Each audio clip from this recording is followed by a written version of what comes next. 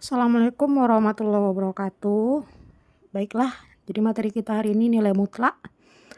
Eh, di sini tadi saya sudah ngambil videonya ya, yang saya mulai nulis sampai ngerjakan soal.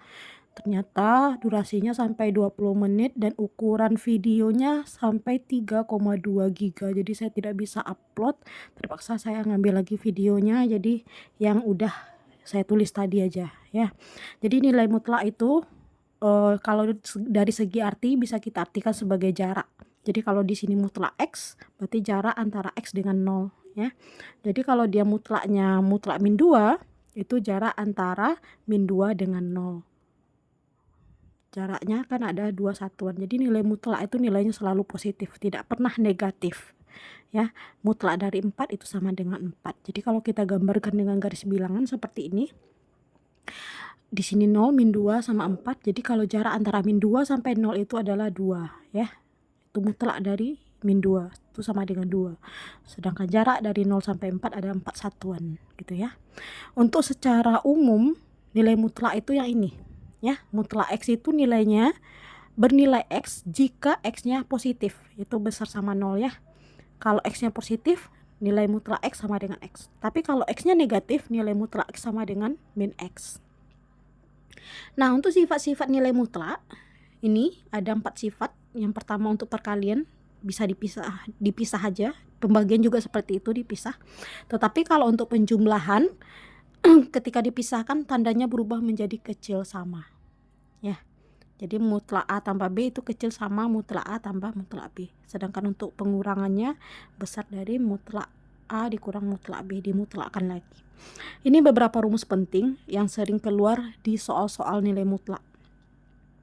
Yang pertama, kalau nilai mutlak X kecil A, bentuk soalnya seperti ini, bentuk soalnya mutlak X kecil A, maka penyelesaiannya adalah X itu berada antara min A sampai A.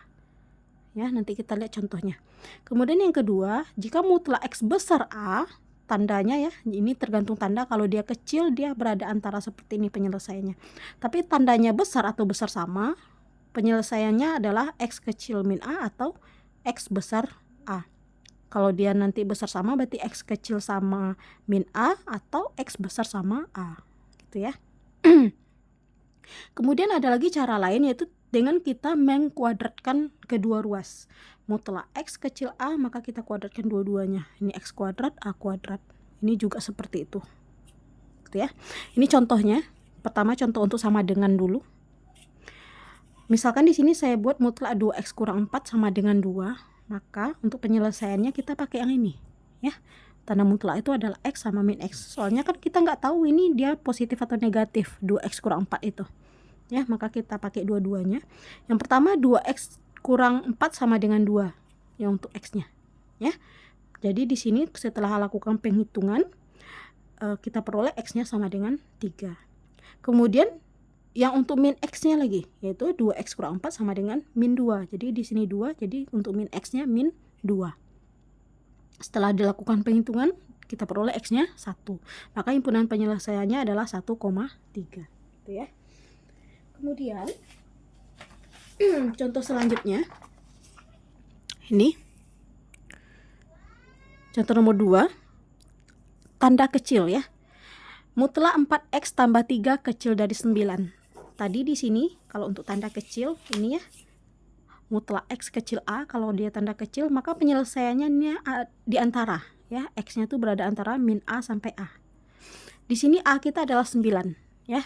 Di sini A-nya 9, maka penyelesaiannya yang dalam tanda mutlak ini ya, itu yang di tengah 4X tambah 3, berarti antara min 9 sampai 9. Untuk penyelesaian akhirnya sama dengan penjelasan minggu kemarin ya, pertidaksamaan. Jadi untuk ini tambah, untuk menghilangkannya kita kurang 3 semuanya.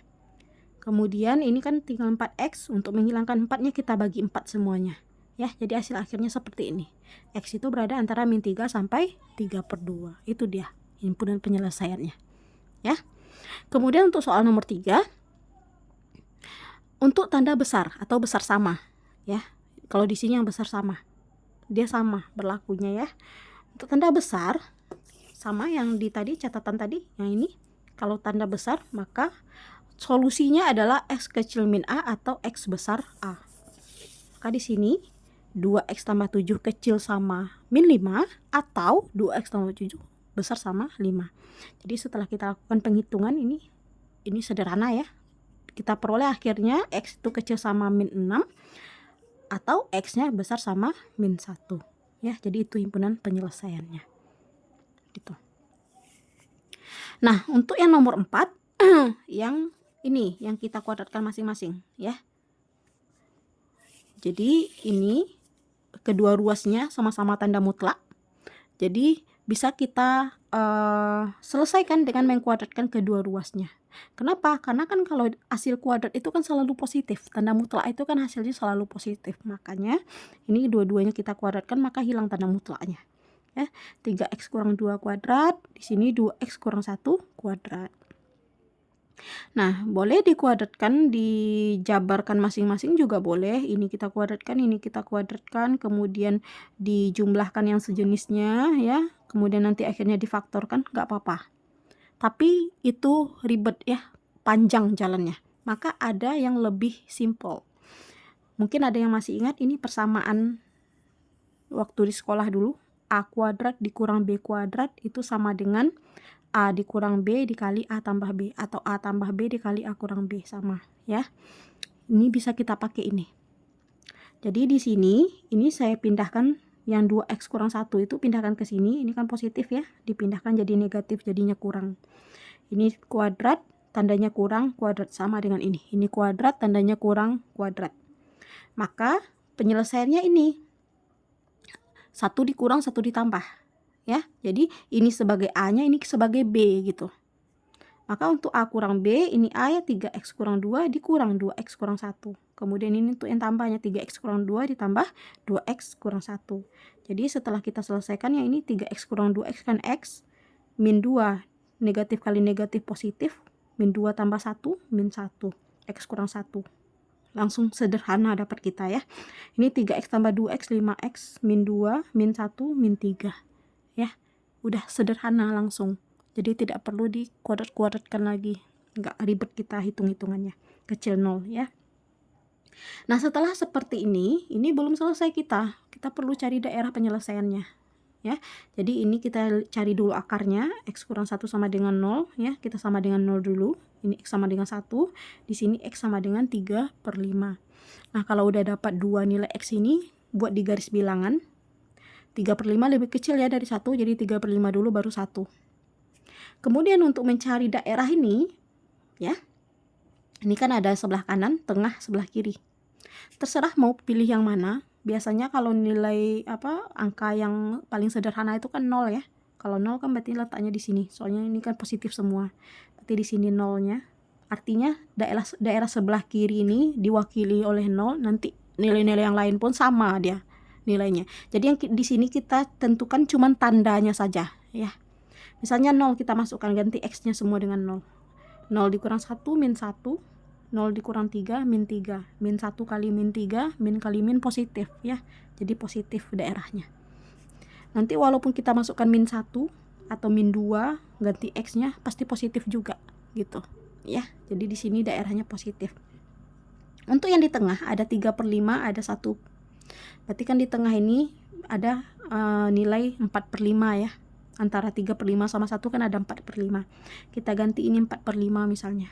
4/5 dikurang 1 min 1/5 negatif ya, negatif.